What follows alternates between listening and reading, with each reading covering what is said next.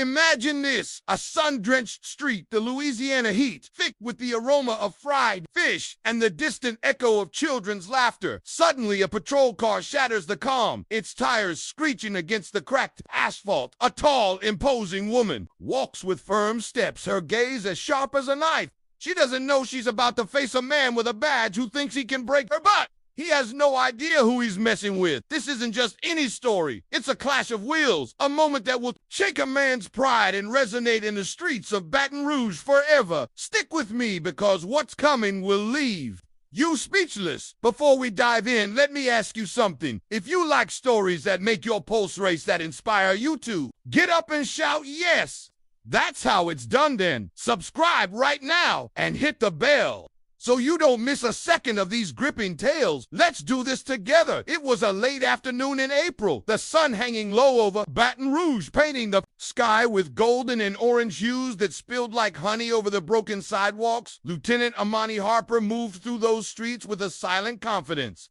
the kind that only comes after years of discipline of facing the worst and coming out unscathed. Her dark eyes, as deep as freshly brewed coffee, scanned the neighborhood. Everything felt familiar, yet strange, like a dream you can't quite place. It had been 7 years since she last set foot on these streets, since she left behind her mother's funeral and enlisted in the army, and yet it seemed time had stood still. The same convenience store on the corner with its faded sign offering 2-for-1 sodas, the same barbershop with its worn chairs, the same basketball court where kids played as if the world depended on each basket. The smell of fried catfish wafted from old Ms. Laban's restaurant, enveloping her like a warm embrace. She didn't expect Amani adjusted the duffel bag slung over her shoulder. She wore simple clothes, a fitted t-shirt, cargo pants, and worn sneakers. Nothing screamed military, but she couldn't hide how she moved her straight shoulders, her firm chin, each step measured with precision. Her father used to call it warrior's stance, and she smiled at the memory, a fleeting glimpse of nostalgia on her hardened face as she passed a group of teenage boys huddled in front of the store. One of them, a young man of about 16 with a sideways cap, looked up, glanced at her once, then twice, and nodded. With military respect, military right. His voice was curious, almost admiring. Amani stopped, looked him in the eye, and replied calmly, something like that. The boy grinned, showing white teeth. I knew it, my cousin's in the army. He walked just like you. Before she could say more, one of his friends called him from inside, and the moment vanished like smoke in the wind. That small exchange reminded her why she had chosen this life, why she had endured years in places most only know from war documentaries. Kandahar, Fallujah, Mogadishu. She had led teams in the darkest of nights under sandstorms that swallowed sound and light, facing chaos and enemy fire. Now at 40, she was back home, walking streets that seemed to whisper memories she had buried, but that nostalgic calm shattered when a patrol car approached slowly, too slow for a neighborhood where cops usually sped by without looking back. Amani kept walking, pretending not to notice, but her instincts were already on alert. She knew the game. The car window rolled down with a buzz and a rough voice cut through the air. Excuse me, ma'am.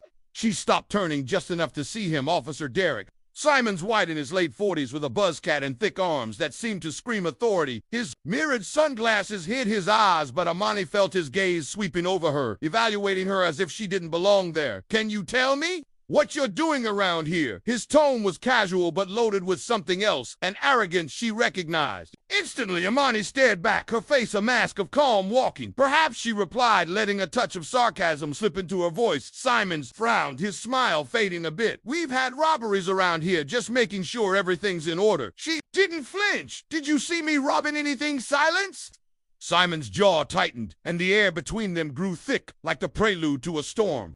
He wasn't looking for answers, he was looking for control, and Amani knew it because she had faced men like him before, types who saw a confident black woman and took it as a personal challenge. It's my job, he growled, leaning towards the open window. She took a deep breath, fighting the urge to put him in his place. Then, I'm just walking. But Simons wasn't willing to let it go. He put the car in park and got out his imposing figure, casting a shadow on the pavement. Hold on, I want to see some ID.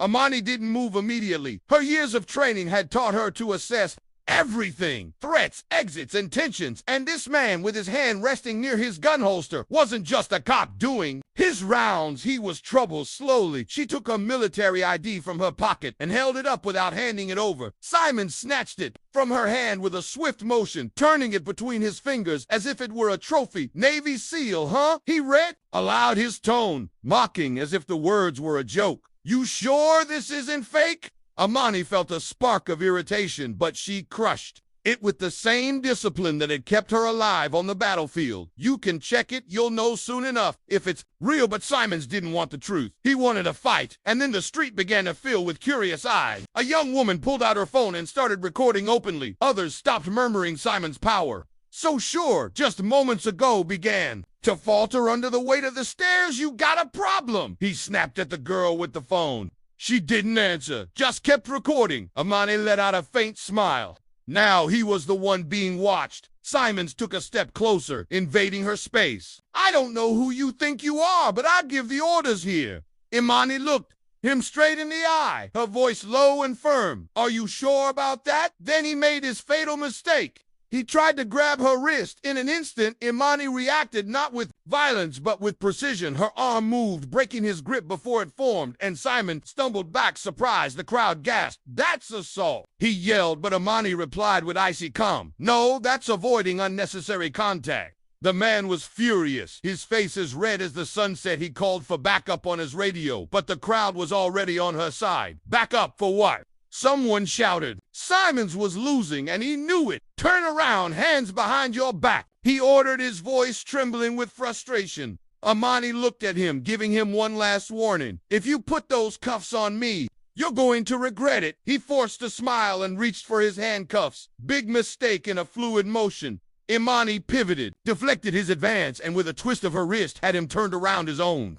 Arm trapped. She didn't hurt him, but she left him exposed, clumsy, humiliated in front of everyone. The crowd erupted in exclamations, phones capturing every second. Then Sergeant William Burke arrived, an older man with eyes that had seen it all. He assessed the scene in an instant and demanded explanations. Simon stammered a lie about resisting arrest, but Burke saw the ID in his hand and knew the truth. Lieutenant Hopper, Navy SEAL, he said aloud, and the air changed Simon's pad. Burke relieved. Simon's of duty on the spot, and although Amani had the opportunity to press charges, she declined. Why not? Simons asked, stunned. She looked at him calmly. Because I already gave you the lesson you needed. As Amani walked away, the neighborhood buzzed with what they had witnessed. Simons left his career in tatters, and Burke knew this wouldn't end soon. Later, sitting on the steps of her father's house, Imani spoke with her Uncle Reed. Does this change anything? She asked. He smiled wisely. It's not about changing everything, but about changing something. And maybe, just maybe, you did. So tell me, what would you have done in Amy Naya's place? Do you think one person can change the game with a single move? Leave your comment below and share this story if it inspired you. Because these stories, the stories of those who rise and don't give up, are the ones that remind us that we all have a fight worth fighting.